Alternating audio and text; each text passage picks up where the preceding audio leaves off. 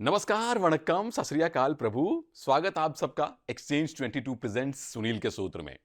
एक दिन के छोटे से नन्हे से मुन्ने से ब्रेक के बाद हम लोग फिर हाजिर हैं दो बड़े मैचेस की चर्चा करने और इस बात का जवाब ढूंढने कि प्रदीप नरवाल प्रो कबड्डी की अपनी सबसे पहली टीम के खिलाफ जब आज शाम मैदान में उतरेंगे तो कोर्ट से चिंगारियां कितनी उड़ेंगी। और साथ में नहीं, दूसरा तो ये मैच है, जो पहला मैच है उसकी चर्चा भी जरूर करनी है। जेपीपी डिफेंडिंग चैंपियंस के सामने गुजरात जायंट्स हैं। तो आइए शुरू करते हैं आज का सिलसिला।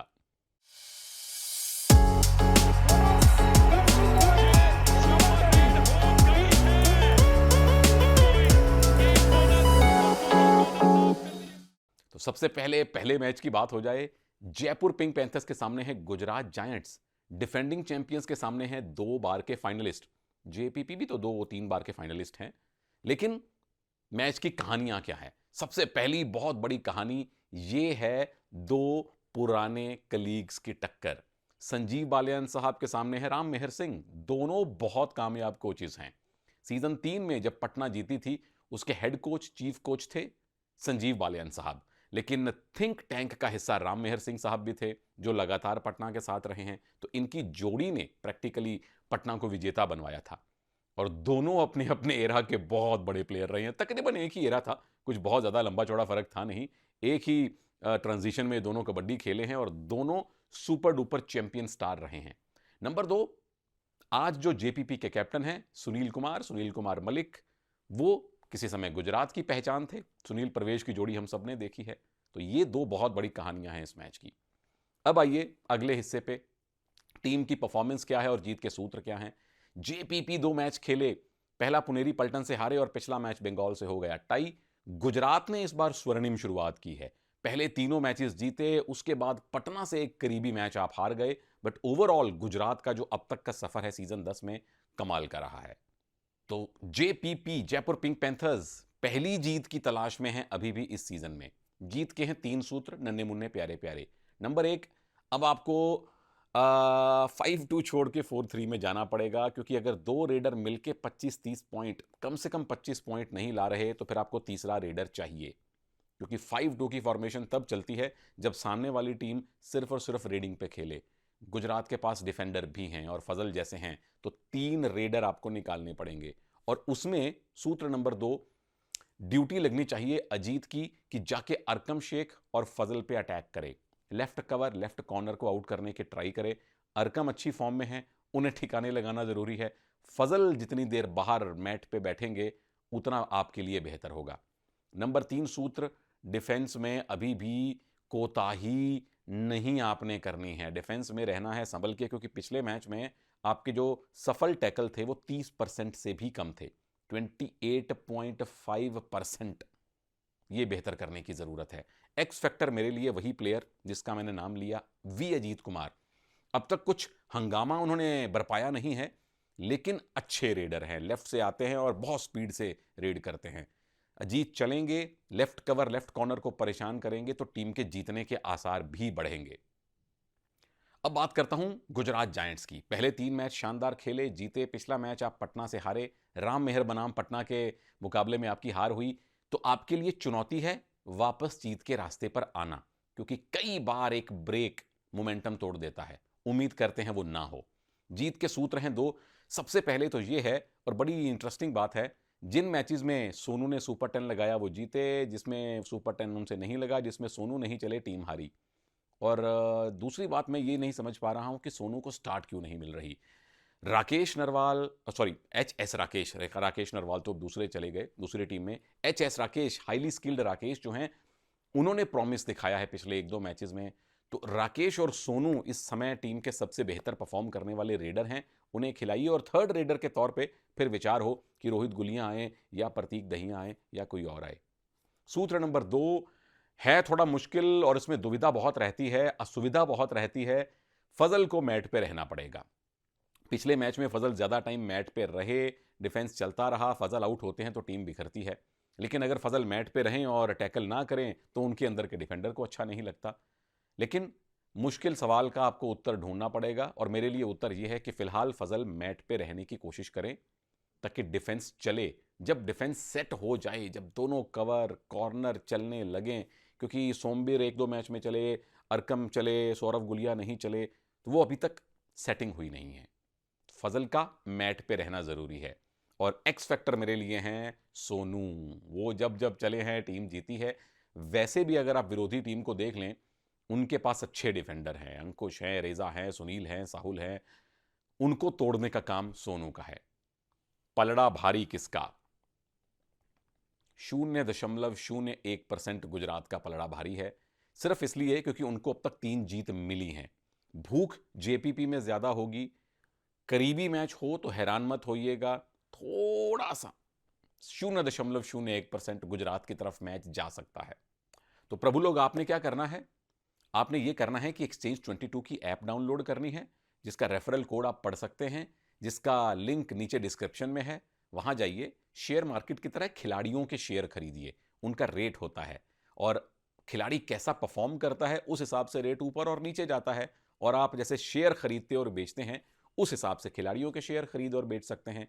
और एक खिलाड़ी का चाहे आप एक शेयर खरीदे या बेचे, चाहे 10 शेयर खरीदे और बेचें। और अब आया वो मैच जिसका आपको बहुत बेसब्री से इंतजार था।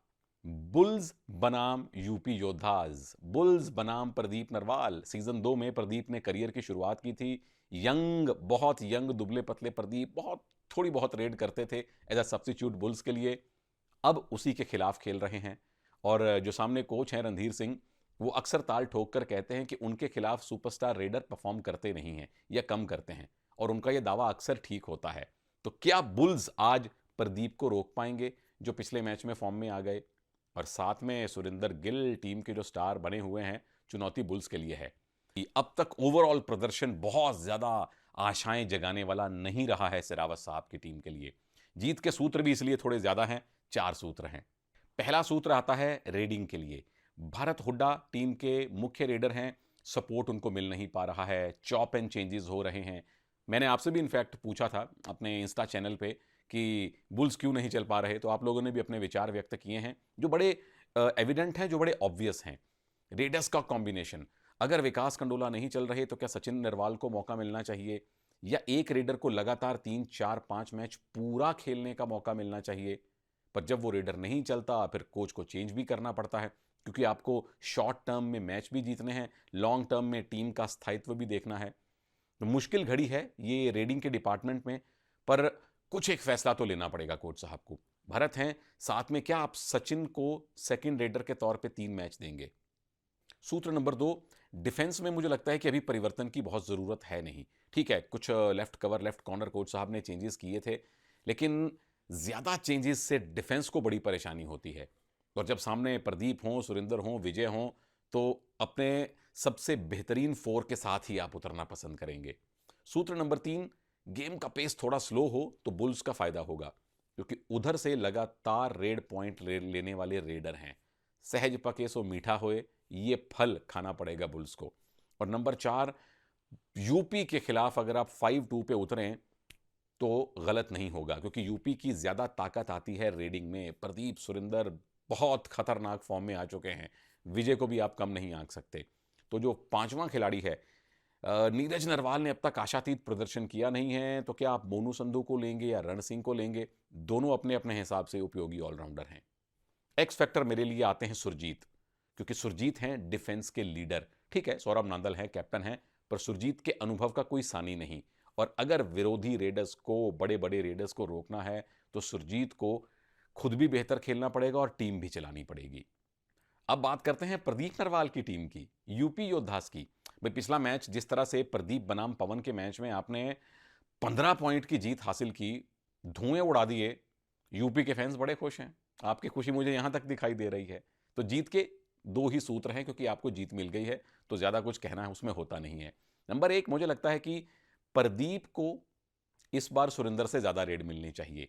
उसके बाद विजय को रेड मिलनी चाहिए, क्योंकि जो लेफ्ट रेडर का डिफेंस है ना, लेफ्ट कवर, वहां पे थोड़ी कमजोरी आती है। कॉर्नर भी अभी तक बहुत ज्यादा आशाएं जगा नहीं पाए हैं। तो प्रदीप अगर जाएंगे तो इस डिफेंस की कमजोरी का फायदा उठा सकते हैं। सुरेंद्र गिल तो फॉर्म में है ही है, प्रदीप को फॉर्म पिछले मैच में मिल गई। इस मैच में रेड थोड़ी ज्यादा दीजिए, 15 रेड दीजिए, ताकि वो कोई 10 15 20 पॉइंट वाला प्रदर्शन करके अपना हौसला ऊपर कर सकें। नंबर 2, डिफेंस थोड़ा सा कॉशियस स्टार्ट कीजिए, क्योंकि उधर भरत हैं, उधर रेडर्स की तादाद अभी भी पूरी है जिन्हें आप हल्के में ले नहीं सकते। पहले 10 मिनट जरा आराम से खेलिए, डिफेंसिव खेलिए। जब रेडर्स पे आपकी रीच बनने लगे, जब रेडर्स का फुटवर्क आप भांप लें, तो अग्रेसिव हो सकते हैं डिफेंस में। एक्स फैक्टर मेरे लिए कॉर्नर्स की जोड़ी है, सुमित और नितेश की जोड़ी है, क्योंकि बुल्स अभी भी खतरनाक हैं अपनी रेडिंग में। भरत हुड्डा अपने हिसाब से बेहतर कर रहे हैं, तो सुमित नितेश ने अगर बुल्स के रेडर्स को रोक लिया, चाहे वो 2 खेले चाहे 3, इनकी जीत बहुत हद तक पक्की हो जाएगी। और मैच में जीत किसकी होगी ये तो समय बताएगा। पलड़ा मुझे यूपी योद्धास का भारी लग रहा है, क्योंकि उनके तकरीबन सारे विभाग चल रहे हैं। बुल्स अपने घर पे हैं, खतरनाक टीम है, थोड़ा सा प्रदीप की टीम की तरफ मुझे लग रहा है कि पलड़ा झुक सकता है।